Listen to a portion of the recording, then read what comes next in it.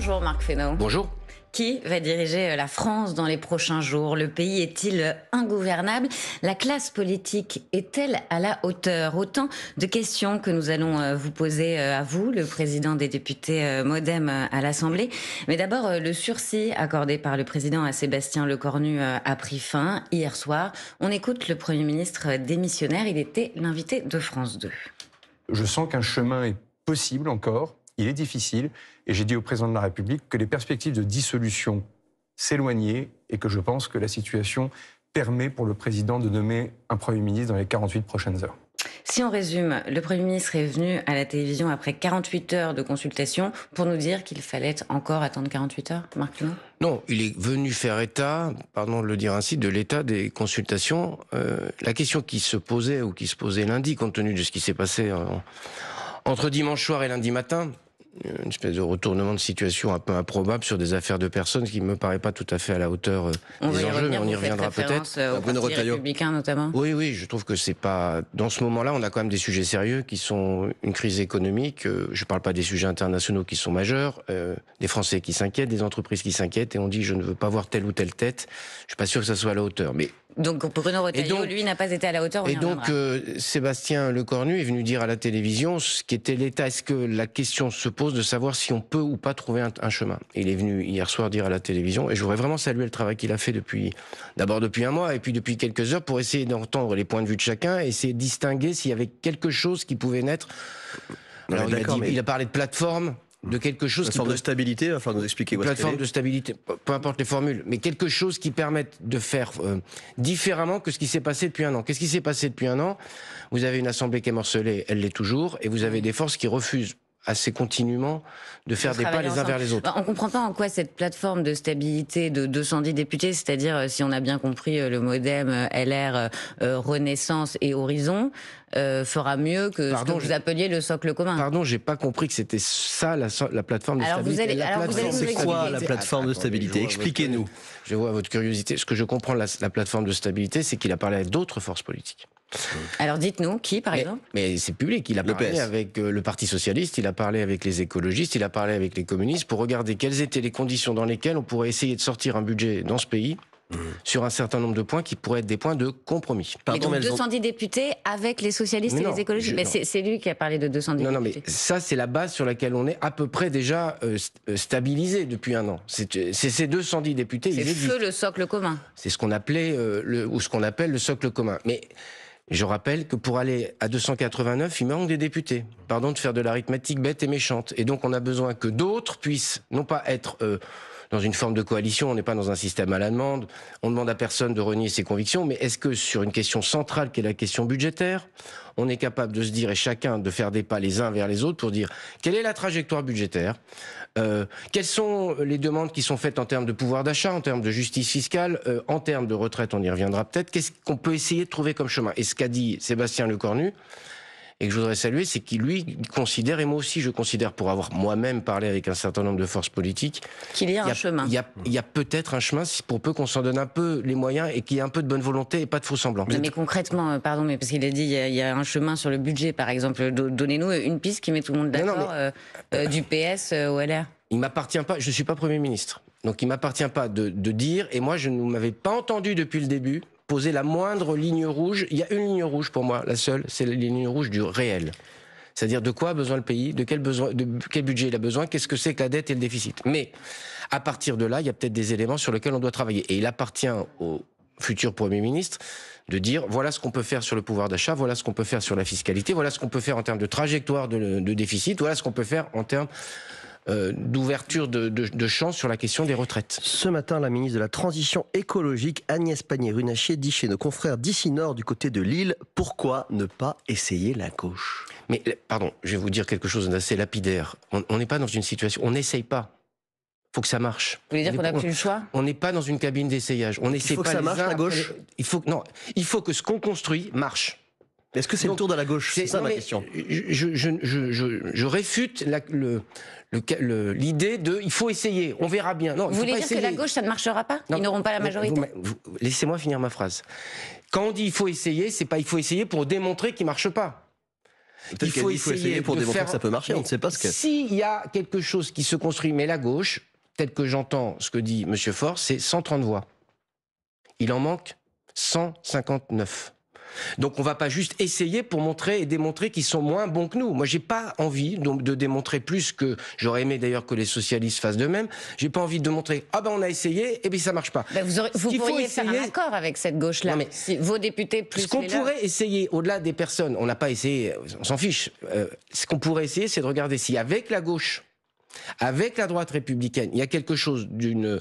C'est là que le mot plateforme a son sens, d'une plateforme sur un budget. Les noms des personnes importent peu. Mais cette idée de... On va épuiser toutes les forces politiques pour, au fond, derrière servir qui Mélenchon et Le Pen pour montrer qu'on est incapable. Ce qu'il faut essayer, c'est d'être responsable. C'est ça qu'il faut vraiment essayer. Parce que le reste, c'est... On fait semblant. Et moi, j'ai dit aux responsables socialistes, moi, je ne vais pas vous dire, allez-y, on verra bien comment vous vous plantez. Ça n'a aucun intérêt. Alors ça, c'est pas ce que réclament les Français. Ça, c'est la théorie, mais très concrètement... Non, c'est pas la théorie, c'est la pratique, pardon. Concrètement, la théorie, c'est de dire on va essayer. La France n'a toujours pas de gouvernement et de Premier ministre. Donc, est-ce qu'il y a un scénario aujourd'hui où Sébastien Lecornu, par exemple, est reconduit? Est-ce que ce scénario, il existe? Je ne sais pas. Moi, il me semble, je l'ai dit hier d'ailleurs dans notre réunion à Matignon, qu'il y a sans doute besoin de changer les têtes et quelque chose d'un paradigme pour montrer que quelque chose change.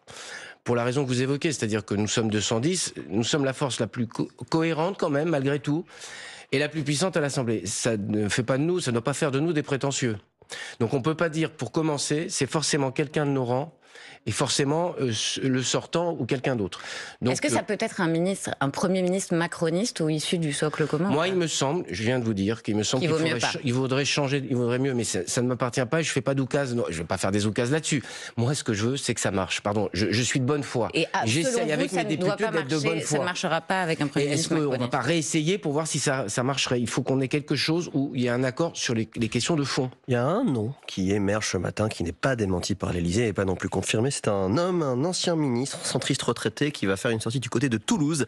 C'est le nom de Jean-Louis Borloo. Est-ce qu'il pourrait être l'homme de la situation pour vous? Alors, pardon, un peu par malice, le nom de Jean-Louis Borloo revient assez régulièrement quand il s'agit de trouver un Premier ministre. C'est vrai, mais il revient aussi ce matin. Oui, pardon de vous dire, c'est pas très original ce que vous me racontez. Donc plutôt non? Je viens de vous dire... Non, vous dites qu'il revient souvent, vous ne dites pas si vous êtes pour ou contre. Je viens de vous dire que je ne faisais pas des questions de nom une question principielle.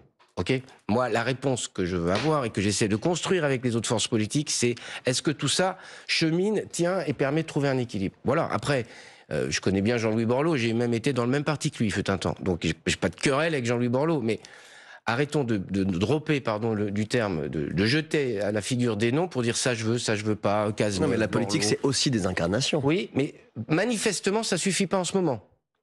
Oui, c'est autre chose que de l'incarnation. L'incarnation vient en même temps que quelle est la plateforme, quels sont les sujets qu'on a envie de partager. Marc Fesneau, vous nous dites qu'il y a un semblant d'accord qui se dessine dans cette plateforme commune, en tout cas des convergences.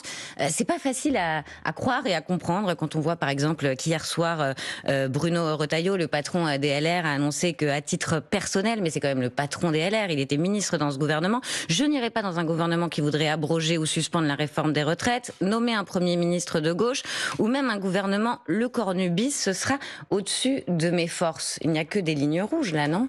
Oui, pardon, pourtant je m'entends bien avec Bruno Retailleau et je salue le travail qu'il a fait au ministère de l'Intérieur. Mais franchement, nous sommes dans cette situation parce que dimanche soir, il nous a mis dans cette situation. C'est de la faute de Bruno Retailleau, cette situation? La situation qui a amené Sébastien Lecornu à démissionner lundi matin me semble liée à ça, non? Vous avez vu autre motif que celui-là pour la démission de Sébastien Lecornu? Enfin, si vous m'en trouvez un autre, vous me le dites. Mais moi, c'est pas ce que j'ai vu, c'est pas ce que les Français ont vu. Alors, de venir maintenant rajouter des lignes rouges, j'invite chacun, mais pas plus Bruno Retailleau que les autres, mais pas moins. Chacun a un peu de responsabilité et de retenue. Parce que je crois que Bruno Retailleau est quelqu'un qui a un sens aigu de l'État et de la responsabilité. Donc, s'il vient nous dire qu'il veut ajouter sa pierre au chaos, c'est pas ce que j'avais compris de son entrée au gouvernement et de l'entrée au gouvernement des LR en septembre dernier. C'était par esprit de responsabilité qu'en 2024. Vous pouvez encore travailler avec les LR après ce qui s'est passé. Même Laurent Wauquiez, membre des LR, estime que le coup de sang justement de Bruno Retailleau dont vous parliez dimanche a abîmé l'image de son parti. Ça, c'est leur sujet partisan, ça me regarde pas. Et Mais ça vous pouvez m'intéresse encore pas. travailler avec eux après ça? Nous sommes obligés de travailler ensemble. On n'est pas obligés de voyager ensemble et de partir en vacances ensemble. Nous avons des différences qui sont notables. Mais nous avons accepté d'avoir d'ailleurs Bruno Retailleau. C'est pour ça que je n'aime pas les questions de personne. Nous avons accepté au mois de septembre 2024 d'avoir Bruno Retailleau dans le gouvernement et c'était pas forcément facile. Mais j'ai considéré que c'était l'intérêt de la France. Nous l'avons considéré. Et donc je pense que chez les Républicains, il peut y avoir le même état d'esprit. De même qu'à gauche. Je ne parle pas forcément d'un gouvernement. C'est ça qu'il faut travailler. Donc j'essaie de ne pas jeter à la figure, des insultes aux uns et aux autres, et j'essaie de dire, soyons, et nous, il faut se l'appliquer à nous aussi, un peu responsables. Mais comment vous pouvez rassembler Renaissance, Horizon et vous le Modem? Vous n'êtes pas le dernier pompier volontaire d'une maison déjà cramée? Non, je ne crois pas que la maison soit cramée, et je pense que la maison qui risque d'être cramée, c'est la maison France. Et que donc, il vaudrait mieux beaucoup plus de pompiers et beaucoup moins de pyromanes. C'est sûr qu'il vaudrait mieux plutôt ça. Et donc, moi, vous ne me ferez pas dévier de chemin. Personne ne me fera dévier de chemin, le mouvement démocrate non plus. Avec François Bayrou, nous cherchons des solutions à des problèmes qui sont concrets, parce qu'aujourd'hui, vous avez des salariés, des chefs d'entreprise, des services publics, des gens qui se posent des questions et qui regardent ça comme un spectacle lamentable. Et d'ailleurs, ils ont grandement raison. Dans un instant, Marc Fesneau, patron des députés Modem à l'Assemblée, vous allez nous dire s'il faut suspendre la réforme des retraites. Mais tout de suite, il est 8h45 et c'est l'info en 1 minute avec Maureen Sugnard. Après 2 ans de guerre, la paix se profile enfin. Le Hamas et Israël doivent signer un accord de cessez-le-feu ce matin. Un accord qui doit permettre la libération de tous les otages et de 2000 prisonniers palestiniens. Nous sommes sur le bon chemin pour terminer cette guerre terrible. Salut sur France Info, l'ambassadeur d'Israël en France. Emmanuel Macron promet la nomination d'un Premier ministre d'ici demain soir. Ma mission est terminée, a dit de son côté hier Sébastien Lecornu, le Premier ministre démissionnaire, qui n'annonce pas de suspension de la réforme des retraites. Ce matin, Bruno Retailleau, le ministre de l'Intérieur démissionnaire, président du parti Les Républicains, affirme qu'il ne participera pas à un gouvernement avec un Premier ministre de gauche ou macroniste. Un homme arrêté en Dordogne, il est soupçonné d'être celui qui a envoyé 3 colis piégés à des personnalités publiques le week-end dernier. Un des colis a explosé sans faire de blessés. Une grande première ce soir au Bataclan à Paris. Les Foudres vont célébrer la musique métal française. Une première cérémonie de récompense dédiée à ce genre musical dans notre pays. 11 prix seront remis, cérémonie retransmise sur France 4 à 23h et sur le site internet France.tv. France Info. Le 8-30 France Info. Agathe Lambray, Paul Larouturou. Avec Marc Fesneau, président du groupe Modem à l'Assemblée, il y a un sujet qui reste à trancher parmi d'autres. Un nœud, la réforme des retraites. Agathe, on va écouter, je ne sais pas si on doit appeler le Premier ministre, en tout cas le Premier ministre démissionnaire, Sébastien Lecornu, hier sur France 2. Je l'ai dit au président de la République, il faudra trouver un chemin pour que le débat ait lieu sur la réforme des retraites. Je pense que dans une démocratie et politique, l'Assemblée, le Sénat, et sociale avec les partenaires sociaux, vous aurez du mal à siffler en disant « non, circuler, il n'y a rien à voir ». On ne comprend plus rien. Monsieur Fesneau, Elisabeth Borne, la ministre qui avait porté cette réforme, avait dit dans le Parisien qu'elle s'était dit la première prête à y renoncer. Hier, on ne comprend pas exactement. Est-ce que vous avez compris? Est-ce que ça signifie suspension de la réforme des retraites ou pas suspension de la réforme des retraites? Pardon, on a un peu une manie dans le moment qui vient et qui existe, c'est de trouver un seul sujet et de penser qu'avec un seul sujet, on a résolu notre problème. Les retraites, c'est un gros sujet quand même. Non, attendez, pas du tout. C'est pas le seul sujet. Non, c'est un Pendant gros un sujet. mois et demi, on s'est baladé avec la taxe Zuckman. Et on a dit, si on a la taxe Zuckman, on a réglé le problème budgétaire. Là, maintenant, on nous dit, il faut faire la pause sur les retraites et on aura réglé le problème budgétaire. Pardon. Cette question se pose dans un cadre global qui est le cadre budgétaire. D'accord, mais c'est pas la réponse à la question. Suspension ou pas suspension? J'ai très bien entendu votre question. Okay. Si je pouvais faire 2 phrases de développement, vraiment, je vous assure. Vous répondez, il n'y a pas de problème. J'essaie d'expliquer la position qui est la nôtre. Je vous dis juste. Pourquoi on a fait cette réforme des retraites? Parce qu'on va au chaos sur les retraites. La moitié de la dette accumulée depuis 2017, c'est les retraites. Donc on ne peut pas dire ça n'existe pas, ce problème-là. C'est pour ça qu'il y a eu cette réforme. Qu'elle est impopulaire, qu'elle a été mal comprise, que peut-être sur la méthode, ça a dysfonctionné. Et sans doute, plutôt que peut-être, ça a dysfonctionné. Mais dire simplement, ok, allez, on suspend sans se poser des questions globales, pourquoi tout le monde nous regarde avec effroi? C'est que c'est la seule réforme structurelle qui montre une trajectoire de réduction des dépenses. Sur le reste, on a un fichu de le faire. Bon, donc moi je veux bien qu'on ouvre la boîte de... Qu'est-ce qu'on fait comme modification sur les retraites, suspension, enfin, trouvez tous les mots que vous voulez, mais je veux qu'on me dise où sont les trajectoires responsables en termes budgétaires. Parce que c'était la seule réforme, et les marchés financiers qui nous regardent. Alors, j'ai pas de passion pour les marchés financiers, sauf qu'ils nous prêtent. Il y a les marchés financiers, il y a les Français aussi. Cette réforme, elle a mis le pays sans dessous-dessous à l'époque. Des millions de gens dans la rue. Elle a déchiré la classe politique. Vous avez tenu pendant 2 ans et demi contre vents et marées. Et aujourd'hui, vous diriez, c'est fini, on la suspend. Quelle image ça renvoie de vous, Pardon, Marc Fesneau ? c'est pour ça que je ne dis pas autre chose que l'esprit de responsabilité.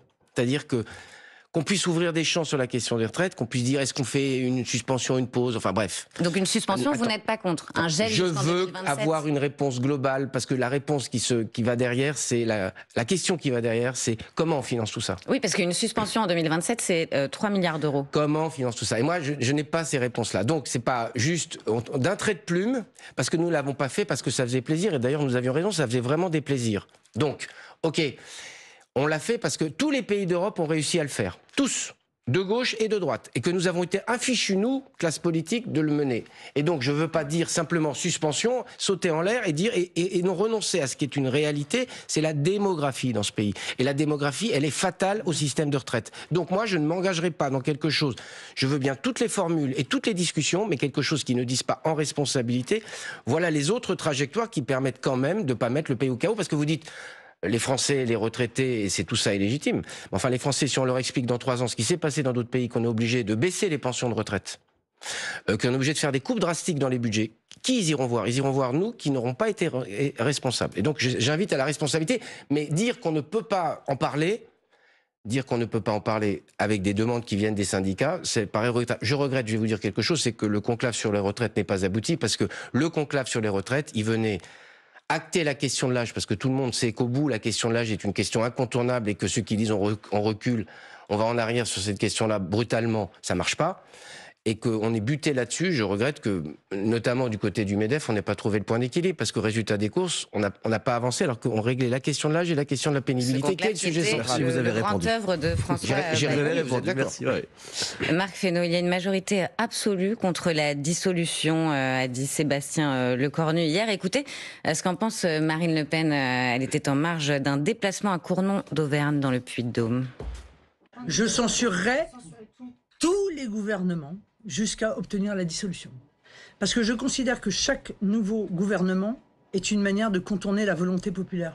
Est-ce que vous risquez pas de faire monter le Rassemblement national avec cet argument? Ce qu'on a fait depuis 5 jours, ce qui s'est passé depuis 5 jours dans la classe politique, Fait monter le Rassemblement national. aide plutôt le Rassemblement national et le met dans presque une posture de responsabilité, alors que quand vous entendez la déclaration de Madame Le Pen, c'est une posture irresponsable.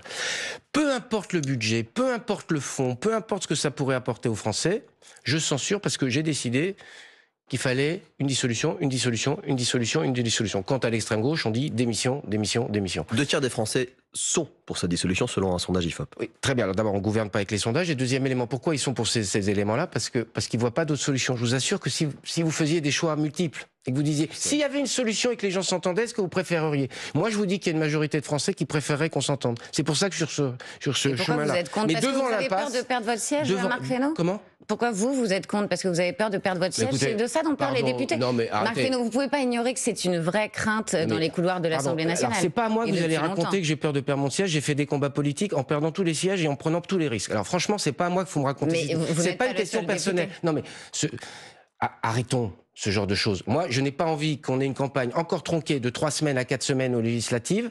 Et le budget. Si on fait une dissolution aujourd'hui, il n'y a pas de budget. C'est ça la réalité. Donc c'est pas ma question de mon siège. J'ai pris suffisamment de risques pour pas avoir la crainte de mon siège. Au-delà de votre faire autre chose dans la vie. Mais pardon, si jamais vous faites une dissolution, on est bien d'accord qu'il n'y a pas de budget. Donc on a une loi spéciale, donc on n'a pas les moyens pour nos armées, donc on a des services publics qui vont être entravés, donc on a un certain nombre de revalorisations qui ne seront pas faites. Et alors après les mêmes viendront nous réclamer, comme ils l'ont fait l'an dernier quand ils ont fait tomber le gouvernement Barnier, ils vont nous dire « Ah mais il faudrait une loi spéciale parce que évidemment ça met la pagaille ». Donc il faut mesurer les conséquences des Mais peut-être qu'il fallait y dissolutions. penser avant d'en arriver là. On a l'impression que la classe politique a joué à se faire peur, a été totalement irresponsable. Et quand vous avez vu les conséquences de vos actes, voilà, tout le monde est redescendu en pression. Pardon, moi vous m'avez pas vu remonter. Je parle en général. Non mais excusez-moi, chacun prend sa responsabilité. Moi j'essaie d'être responsable. J'invite tout le monde à le faire. J'ai pas que des vertus. Enfin, essayons de pas globaliser. Si vous trouvez que le discours de Madame Le Pen est très responsable, pardon. Madame Le Pen, c'est une adversaire politique. Sur la question de la Russie, c'est quand même un peu clair-obscur ce qu'elle raconte. Sur la question de l'Europe, c'est clair-obscur. Elle refuse de regarder la question budgétaire et en plus elle dit je veux pas participer au budget de l'Europe. Et qu'est-ce que c'est comme conséquence? C'est une sortie de la France de l'Europe, c'est ça? C'est ce chaos-là qu'on a envie d'organiser? Vous dites que tout le monde doit être responsable. Quelle est la part de responsabilité du président de la République selon vous? Il nomme le gouvernement. C'est la Constitution. Attendez. Vous avez vu, j'essaie de répondre à vos questions. Il faut juste me laisser 2 phrases de développement. Il faut aller vite parce qu'après il y a la question. Je sais. Mais on a tous une part de responsabilité, le président comme nous tous. Mais après, aller chercher chez le président le bouc émissaire facile, parce qu'aujourd'hui, ce qui ne marche pas, c'est pas le président de la République, c'est qu'à l'Assemblée nationale, on ne soit pas d'accord. Parce que ça s'imposerait à tout le monde, y compris au président de la République, si nous étions d'accord. C'est-à-dire que notre impuissance, on la reporte sur le président de la République. C'est aussi parce qu'il a pris la décision de la dissolution totalement ratée. Mais très bien, cette dissolution était inopportune sans doute et ratée manifestement. Très bien. Et alors on va voyager pendant combien de temps en racontant ça sans se dire, bon ok, qu'est-ce qu'on fait maintenant? La question c'est qu'est-ce qu'on fait maintenant? Et donc je trouve que cette recherche du bouc émissaire, y compris dans notre propre camp, elle est un peu curieuse. Parce que c'est ce que font Gabriel Attal et Édouard Philippe. Ils cherchent un bouc émissaire. Vous avez très bien compris ce que je veux dire. Oui, je trouve que dans notre propre camp, ça manque. Je parle même pas de question de loyauté parce que c'est évident aux yeux de tout le monde. Donc ce sont des traîtres pour vous? Comment? Ce sont des traîtres pour vous? Non, ne me faites pas dire. Vous parlez de loyauté, donc je vais au bout de votre J'ai dit. Réflexion. Je prends mes mots et vous prenez les vôtres et moi je ne dis pas ça parce que D'abord, j'ai beaucoup travaillé avec eux et je ne dirais pas ça. Mais je trouve que ça interroge les Français sur ces questions-là. Moi, je ne sais pas, au moment où les choses sont difficiles, c'est tellement facile de chercher des boucs émissaires. Mais le président... Pourquoi ils font ça, Marc Fesneau? Est-ce que c'est parce que 2027 est dans tous les esprits? Manifestement. Mais c'est pas dans les têtes seulement du camp, entre guillemets, présidentiel. C'est dans les têtes des LR. La position de M. Retailleau. M. Retailleau, il dit, pas de Premier ministre En Marche, enfin, macroniste, pas de Premier ministre de gauche. Et je veux cohabiter. Avec 50 députés, il veut cohabiter avec qui, en fait? Il a 50 députés à l'Assemblée nationale. Et comment on peut prétendre ça, dire ça, et dire que c'est crédible? Et Édouard Philippe, il demande une présidentielle. Mais c'est la même chose. La présidence. Et là, on est en train d'inventer la révocation ou la démission d'opinion. C'est-à-dire que quand on n'est plus populaire, il faut révoquer le président ou il faut le faire démissionner. Mais qu'est-ce que c'est que cette démocratie? Que dans une démocratie on soit populaire, ça existe. Que dans une démocratie on soit impopulaire, ça existe. Ça ne remet pas en cause le suffrage universel. Qu'est-ce que c'est que cette histoire? J'ai été maire et élu local. Donc dès que vous êtes impopulaire dans votre mairie, on dit il faut le révoquer ou il faut qu'il démissionne. Qu'est-ce que c'est que c'est? La responsabilité politique, c'est aussi prendre parfois la paume de popularité. C'est ça aussi la responsabilité. Et donc que tout le monde réfléchisse à ça et essaie de dire, pas pour rester pour le plaisir, pas pour garder nos postes pour le plaisir, mais l'intérêt du pays, c'est celui-là, pardon de vous le dire. On entend votre appel à la responsabilité. Il est déjà l'heure de la question qui que vous retrouvez sur les réseaux de France Info. Aujourd'hui, la question qui marque l'histoire. Ce soir, Robert Badinter rentre au Panthéon.